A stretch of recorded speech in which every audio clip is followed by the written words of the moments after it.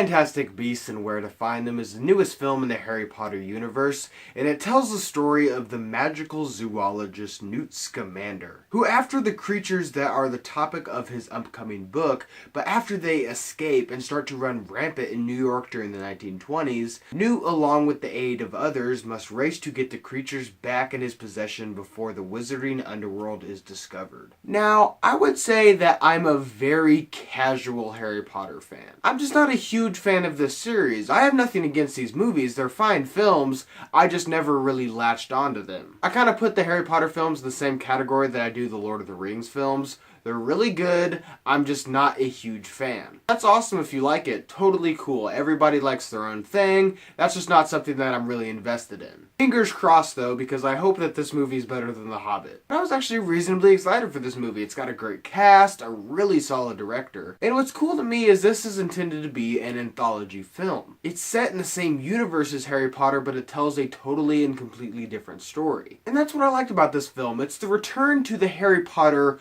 wizarding world. I really liked Eddie Redmayne's portrayal of Newt Scamander in this film. I think he was the perfect fit for this character. He has this kind of sheepish, almost bashfulness to him, which is what he's really great at, this kind of subdued personality. Something that I also really enjoyed was the way these creatures looked aesthetically. I thought they were really well designed. I think that all of the creatures were unique. They each had their own defining characteristic that was able to tell them apart from one another. So kudos to the concept designers, because I think that they created really cool and different creatures. So I don't know if it's because I'm just a really casual Harry Potter fan, but I didn't love this movie. I didn't dislike it by any means, I just didn't find any of it to be outstanding. Because I think the biggest problem that this movie has, and what it struggles with the most, is its storytelling. J.K. Rowling actually wrote the screenplay for this film, and it is her first screenplay she's ever written, which may or may not be the problem. Because the story that she had for this movie could have been a really awesome book.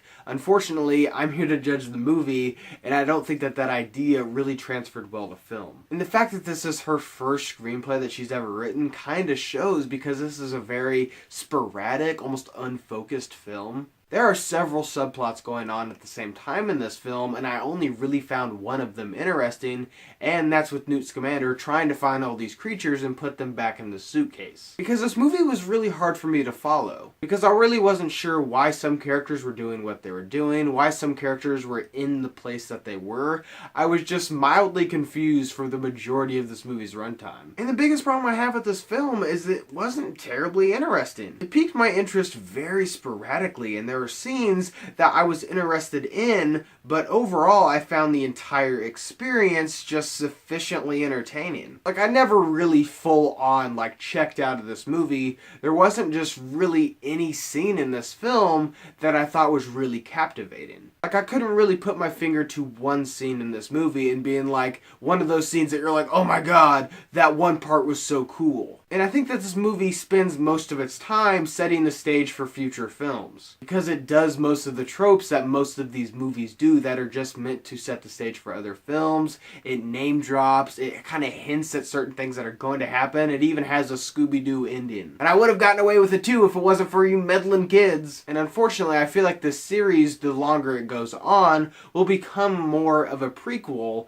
instead of an anthology and a movie that's its own thing. Because there's supposed to be 5 films in this series, which is deeply concerning. Because I really think that I can only care about maybe 3 of these movies, and that's stretching it. Maybe it's because I'm not a huge Harry Potter fan, because the only scenes that I really cared about in this movie were the scenes that Newt was getting these creatures, which I was surprised at how sporadic they were. I mean, that's really just a fraction of what this movie's about. Like I said, maybe it's because I'm not a huge Harry Potter fan. What did you guys think? What did you guys think who are the big Harry Potter fans? Am I crazy? Did you totally love this movie and you would absolutely eat up 5 films? Let me know in the comments below.